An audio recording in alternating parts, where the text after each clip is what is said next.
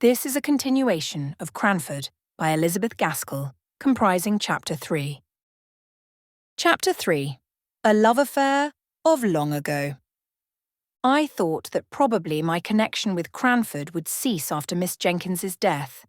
At least, that it would have to be kept up by correspondence, which bears much the same relation to personal intercourse that the books of dried plants I sometimes see, hortus siccus, I think they call the thing, do to the living and fresh flowers in the lanes and meadows. I was pleasantly surprised, therefore, by receiving a letter from Miss Pole, who had always come in for a supplementary week after my annual visit to Miss Jenkins, proposing that I should go and stay with her. And then, in a couple of days after my acceptance, came a note from Miss Matty, in which, in a rather circuitous and very humble manner, she told me how much pleasure I should confer if I could spend a week or two with her, either before or after I had been at Miss Pole's.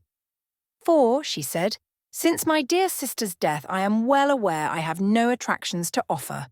It is only to the kindness of my friends that I can owe their company. Of course, I promised to come to dear Miss Matty as soon as I had ended my visit to Miss Pole, and the day after my arrival at Cranford I went to see her, much wondering what the house would be like without Miss Jenkins, and rather dreading the changed aspect of things. Miss Matty began to cry as soon as she saw me. She was evidently nervous from having anticipated my call. I comforted her as well as I could, and I found the best consolation I could give was the honest praise that came from my heart as I spoke of the deceased. Miss Matty slowly shook her head over each virtue as it was named and attributed to her sister, and at last she could not restrain the tears which had long been silently flowing, but hid her face behind her handkerchief and sobbed aloud. "Dear Miss Matty," said I, taking her hand, for indeed I did not know in what way to tell her how sorry I was for her, left deserted in the world. She put down her handkerchief and said, "My dear, I'd rather you did not call me Matty.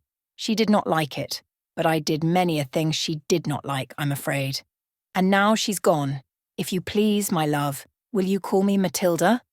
I promised faithfully, and began to practice the new name with Miss Pole that very day, and, by degrees, Miss Matilda's feeling on the subject was known through Cranford, and we all tried to drop the more familiar name, but with so little success that by and by we gave up the attempt.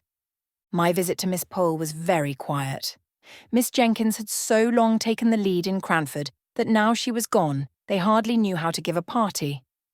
The Honourable Mrs. Jameson, to whom Miss Jenkins herself had always yielded the post of honour, was fat and inert, and very much at the mercy of her old servants. If they chose that she should give a party, they reminded her of the necessity for so doing. If not, she let it alone. There was all the more time for me to hear old-world stories from Miss Pole, while she sat knitting, and I making my father's shirts. I always took a quantity of plain sewing to Cranford, for, as we did not read much, or walk much, I found it a capital time to get through my work. One of Miss Pole's stories related to a shadow of a love affair that was dimly perceived or suspected long years before. Presently, the time arrived when I was to remove to Miss Matilda's house. I found her timid and anxious about the arrangements for my comfort. Many a time while I was unpacking did she come backwards and forwards to stir the fire which burned all the worse for being so frequently poked. "Have you drawers enough, dear?" asked she. I don't know exactly how my sister used to arrange them. She had capital methods. I am sure she would have trained a servant in a week to make a better fire than this, and Fanny has been with me 4 months. This subject of servants was a standing grievance, and I could not wonder much at it, for if gentlemen were scarce, and almost unheard of in the genteel society of Cranford, they, or their counterparts, handsome young men, abounded in the lower classes. The pretty neat servant maids had their choice of desirable followers, and their mistresses, without having the sort of mysterious dread of men and matrimony that Miss Matilda had, might well feel a little anxious lest the heads of their comely maids should be turned by the joiner, or the butcher, or the gardener, who were obliged by their callings to come to the house, and who, as ill luck would have it, were generally handsome and unmarried. Fanny's lovers, if she had any, and Miss Matilda suspected her of so many flirtations that, if she had not been very pretty, I should have doubted her having one, were a constant anxiety to her mistress. She was forbidden by the articles of her engagement to have followers, and though she had answered, innocently enough, doubling up the hem of her apron as she spoke, "Please, ma'am, I never had more than one at a time," Miss Matty prohibited that one, but a vision of a man seemed to haunt the kitchen. Fanny assured me that it was all fancy, or else I should have said myself that I had seen a man's coat-tails whisk into the scullery once, when I went on an errand into the storeroom at night. And another evening, when, our watches having stopped, I went to look at the clock, there was a very odd appearance, singularly like a young man squeezed up between the clock and the back of the open kitchen door. And I thought Fanny snatched up the candle very hastily so as to throw the shadow on the clock face, while she very positively told me the time half an hour too early, as we found out afterwards by the church clock.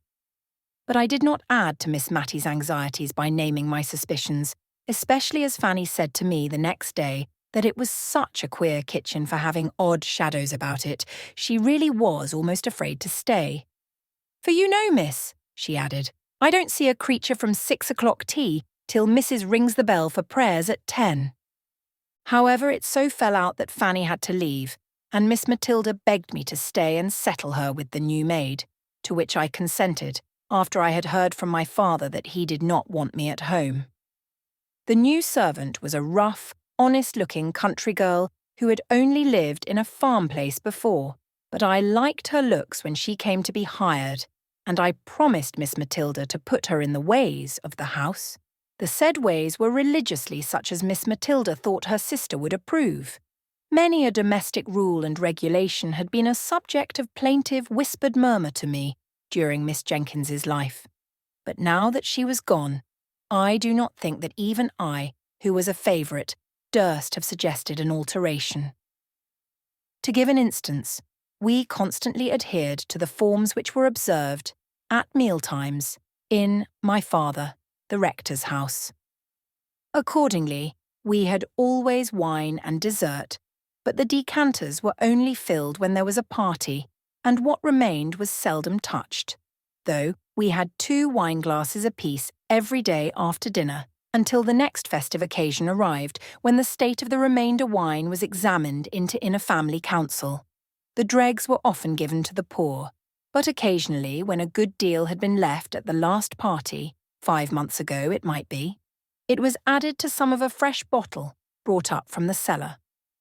I fancy poor Captain Brown did not much like wine, for I noticed he never finished his first glass, and most military men take several. Then, as to our dessert, Miss Jenkins used to gather currants and gooseberries for it herself, which I sometimes thought would have tasted better fresh from the trees. But then, as Miss Jenkins observed, there would have been nothing for dessert in summer-time. As it was, we felt very genteel with our 2 glasses apiece and a dish of gooseberries at the top, of currants and biscuits at the sides, and 2 decanters at the bottom. When oranges came in, a curious proceeding was gone through. Miss Jenkins did not like to cut the fruit, for as she observed, the juice all ran out nobody knew where.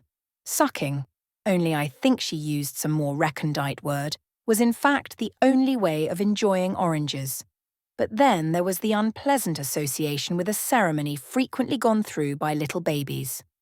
And so, after dessert, in orange season, Miss Jenkins and Miss Matty used to rise up, possess themselves each of an orange in silence, and withdraw to the privacy of their own rooms to indulge in sucking oranges. I had once or twice tried, on such occasions, to prevail on Miss Matty to stay, and had succeeded in her sister's lifetime. I held up a screen and did not look, and, as she said, she tried not to make the noise very offensive. But now that she was left alone, she seemed quite horrified when I begged her to remain with me in the warm dining parlour and enjoy her orange as she liked best. And so it was in everything. Miss Jenkins's rules were made more stringent than ever because the framer of them was gone where there could be no appeal. In all things else, Miss Matilda was meek and undecided to a fault. I have heard Fanny turn her round 20 times in a morning about dinner, just as the little hussy chose. And I sometimes fancied she worked on Miss Matilda's weakness in order to bewilder her and to make her feel more in the power of her clever servant. I determined that I would not leave her till I had seen what sort of a person Martha was, and, if I found her trustworthy, I would tell her not to trouble her mistress with every little decision. Martha was blunt and plain-spoken to a fault. Otherwise she was a brisk, well-meaning, but very ignorant girl. She had not been with us a week before Miss Matilda and I were astounded one morning by the receipt of a letter from a cousin of hers who had been 20 or 30 years in India, and who had lately, as we had seen by the army list, returned to England, bringing with him an invalid wife who had never been introduced to her English relations. Major Jenkins wrote to propose that he and his wife should spend a night at Cranford, on his way to Scotland, at the inn, if it did not suit Miss Matilda to receive them into her house, in which case they should hope to be with her as much as possible during the day. Of course it must suit her, as she said, for all Cranford knew that she had her sister's bedroom at liberty, but I am sure she wished the Major had stopped in India and forgotten his cousins out and out. "Oh, how must I manage?" asked she helplessly. "If Deborah had been alive, she would have known what to do with a gentleman visitor. Must I put razors in his dressing room? Dear, dear, and I've got none. Deborah would have had them. And slippers, and coat brushes." I suggested that probably he would bring all these things with him. "And after dinner, how am I to know when to get up and leave him to his wine? Deborah would have done it so well. She would have been quite in her element. Will he want coffee, do you think?" I undertook the management of the coffee and told her I would instruct Martha in the art of waiting, in which it must be owned she was terribly deficient, and that I had no doubt Major and Mrs. Jenkins would understand the quiet mode in which a lady lived by herself in a country town. But she was sadly fluttered. I made her empty her decanters and bring up 2 fresh bottles of wine. I wished I could have prevented her from being present at my instructions to Martha, for she frequently cut in with some fresh direction, muddling the poor girl's mind as she stood open-mouthed, listening to us both. "Hand the vegetables round," said I, foolishly, I see now, for it was aiming at more than we could accomplish with quietness and simplicity. And then, seeing her look bewildered, I added, "Take the vegetables round to people, and let them help themselves." "And mind you go first to the ladies," put in Miss Matilda. "Always go to the ladies before gentlemen when you are waiting." "I'll do it as you tell me, ma'am," said Martha, "but I like lads best." We felt very uncomfortable and shocked at this speech of Martha's, yet I don't think she meant any harm, and, on the whole, she attended very well to our directions, except that she nudged the Major when he did not help himself as soon as she expected to the potatoes while she was handing them round. The Major and his wife were quiet, unpretending people enough when they did come, languid, as all East Indians are, I suppose. We were rather dismayed at their bringing 2 servants with them, a Hindu body servant for the Major, and a steady elderly maid for his wife. But they slept at the inn, and took off a good deal of the responsibility by attending carefully to their master's and mistress's comfort. Martha, to be sure, had never ended her staring at the East Indian's white turban and brown complexion, and I saw that Miss Matilda shrunk away from him a little as he waited at dinner. "Indeed," she asked me, when they were gone, "if he did not remind me of Bluebeard." On the whole, the visit was most satisfactory, and is a subject of conversation even now with Miss Matilda. At the time it greatly excited Cranford, and even stirred up the apathetic and honourable Mrs. Jameson to some expression of interest, when I went to call and thank her for the kind answers she had vouchsafed to Miss Matilda's inquiries as to the arrangement of a gentleman's dressing-room, answers which I must confess she had given in the wearied manner of the Scandinavian prophetess. "Leave me," Leave me to repose. And now I come to the love affair. It seems that Miss Pole had a cousin, once or twice removed, who had offered to Miss Matty long ago. Now this cousin lived 4 or 5 miles from Cranford, on his own estate, but his property was not large enough to entitle him to rank higher than a yeoman.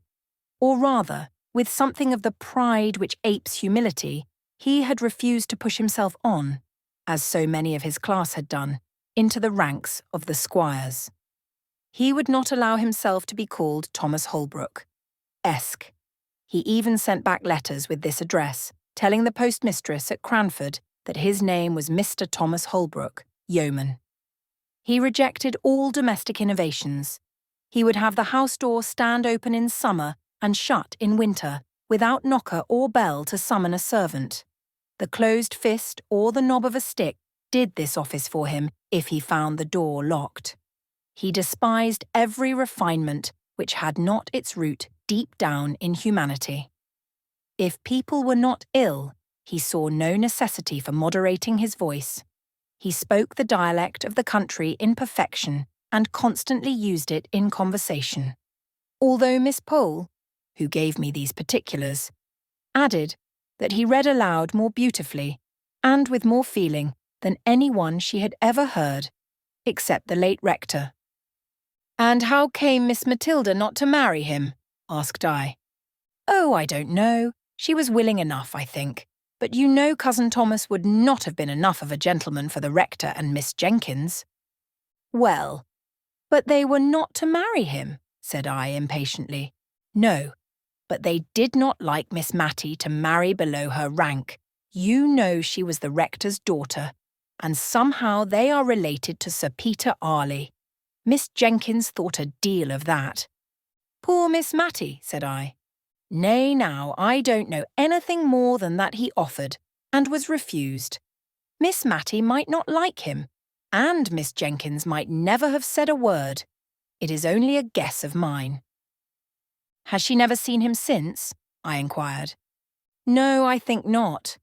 You see, Woodley Cousin Thomas's house lies halfway between Cranford and Misselton, and I know he made Misselton his market town very soon after he had offered to Miss Matty.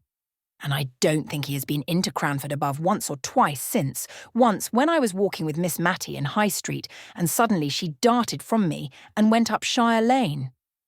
A few minutes after, I was startled by meeting Cousin Thomas." "How old is he?" I asked, after a pause of castle building. "He must be about 70, I think, my dear," said Miss Pole, blowing up my castle, as if by gunpowder, into small fragments. Very soon after, at least during my long visit to Miss Matilda, I had the opportunity of seeing Mr. Holbrook, seeing, too, his first encounter with his former love, after 30 or 40 years' separation. I was helping to decide whether any of the new assortment of coloured silks which they had just received at the shop would do to match a grey and black mousseline delaine that wanted a new breadth, when a tall, thin, Don Quixote-looking old man came into the shop for some woolen gloves. I had never seen the person, who was rather striking, before, and I watched him rather attentively while Miss Matty listened to the shopman.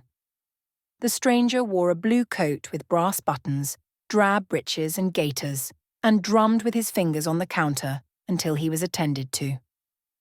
When he answered the shop boy's question, "What can I have the pleasure of showing you today, sir?"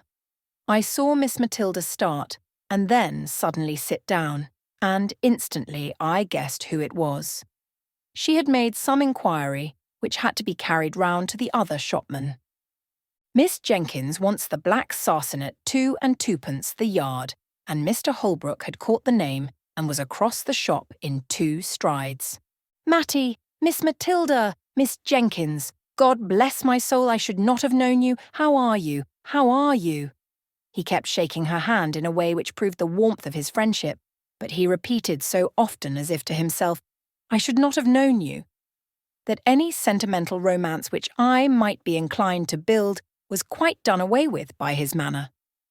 However, he kept talking to us all the time we were in the shop, and then waving the shopman with the unpurchased gloves on one side, with, "Another time, sir, another time."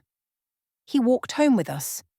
I am happy to say my client, Miss Matilda, also left the shop in an equally bewildered state, not having purchased either green or red silk. Mr. Holbrook was evidently full with honest, loud-spoken joy at meeting his old love again. He touched on the changes that had taken place. He even spoke of Miss Jenkins as, "Your poor sister. Well, well, we have all our faults," and bade us goodbye with many a hope that he should soon see Miss Matty again. She went straight to her room and never came back till our early tea time, when I thought she looked as if she had been crying. This concludes the third part of 16 total of Cranford by Elizabeth Gaskell, produced by Best Audiobooks for free.